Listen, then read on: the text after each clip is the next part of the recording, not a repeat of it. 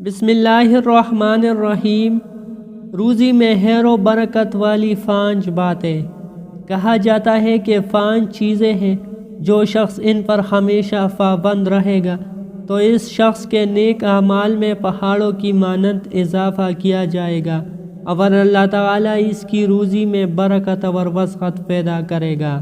پہلا وہ شخص ہے جو صدقہ ادا کرنے کی پابندی کرتا ہے، چاہے کم صدقہ ہو یا زیادہ۔ دوسرا وہ شخص ہے جو لوگوں کے ساتھ حسن سلوک اور صلہ رحمی کرتا ہو، چاہے کم ہو یا زیادہ۔ تیسرا وہ شخص ہے جو کہ راہ خدا میں جہاد کرنے پر پابندی کرتا ہے۔ چوتھا وہ شخص ہے کہ وہ ہمیشہ باوضو رہتا ہے اور پانی کے استعمال میں فضول خرچی نہیں کرتا۔ پانچواں وہ شخص ہے جو کہ ماں باپ کی فرمان برداری کرتا ہے اور اس عمل پر ہمیشہ کاربند رہتا ہے۔